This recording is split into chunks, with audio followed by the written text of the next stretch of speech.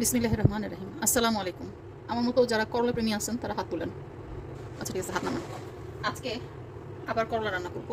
এখানে অনেকগুলো করলা আমি লবণ দিয়ে পানিতে ভিজায় কচলায় রেখে দিচ্ছি অনেকক্ষণ।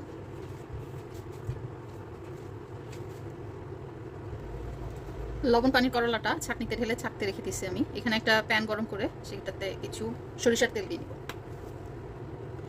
এখানে একটা বড় সাইজের পেঁয়াজ আছে, একটা বড় রসুনের অর্ধেকটা কুচি করা, আর 7-8টা কাঁচামরিচ আমি মাঝখানে কেটে নিয়ে নিচ্ছি। এটা প্যানের তেল গরম হলে ওটার মধ্যে দিয়ে দিব। মরিচ পেঁয়াজ রসুন যখন এরকম ভাজা ভাজা হয়ে যাবে তখন আমি করলাটা দিয়ে দিব। তার সাথে কতগুলো মোটা মোটা করে কেটে রাখা পেঁয়াজ আমি এটার সাথে দিতেছি। আমি এর সাথে কোনো আলু টালু দিব না। একটু পেঁয়াজ বেশি দিলে কি হয়, করলার যে তিতা ভাবটা থাকে সেটা কমে যায়। পেঁয়াজের মিষ্টি মিষ্টি ভাবটা করলার তিতাটাকে কমায় দেয়। এখানে আমি প্রায় 7-8টার মতো করলা নিচ্ছি। খুব মিহি কুচি না হলেও আমি যতটুকু পারি ওরকমভাবে কুচি করছি। আমি এতে ভালো কুচি পারি না। এর মধ্যে একটু লবণ দিয়ে দিব।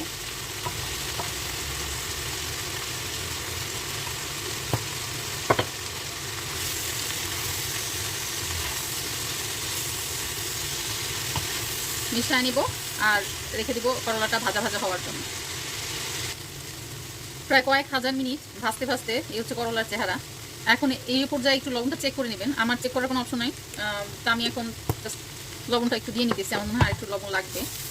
আর এই হচ্ছে কনসিস্টেন্সি। আর এখন এটার সাথে আমি মাছের ফিলেট, এটা কাটা ছাড়া শুধু মাছের ফিলেটটা আমি লবণ হলুদ মরিচ মিশায় এয়ার ফ্রায়ারে 20 মিনিটস 200 ডিগ্রি সেলসিয়াসে এটাকে আমি কুক করে নিছি।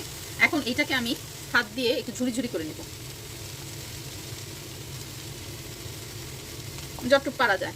আপনাদের কাছে যদি ফিলেট না থাকে, নর্মাল ফিশ কাটা সহ যেটা, সেটাকে আপনারা এয়ার ফ্রায়ারে করে অথবা ভেজে, এয়ার ফ্রায়ার যদি না থাকে অবশ্যই ট্রাই করবেন সরিষার তেল ব্যবহার করে ভাজতে।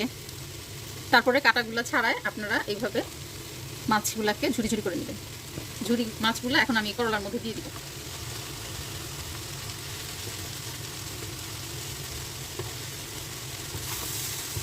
দিয়ে আবার একটু নাড়াচাড়া নেব।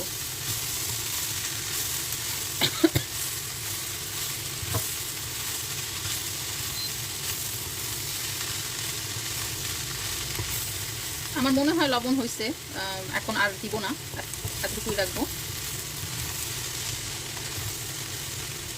এখন জাস্ট একটু মাছের ফ্লেভারটা মিশার জন্য ওয়েট করবো এটার সাথে।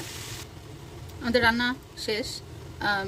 অনেকে আছে যে যারা চিংড়ি মাছ খেতে পারে না, তো তাদের জন্য এই মাছ দিয়ে এই পদ্ধতিতে করলা ভাজি করাটা খুব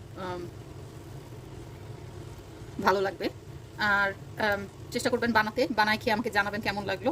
ভালো থাকবেন, আল্লাহ আপনাদের রিজিকে বারাকা দান করুক। আসসালামু আলাইকুম, আল্লাহ হাফেজ।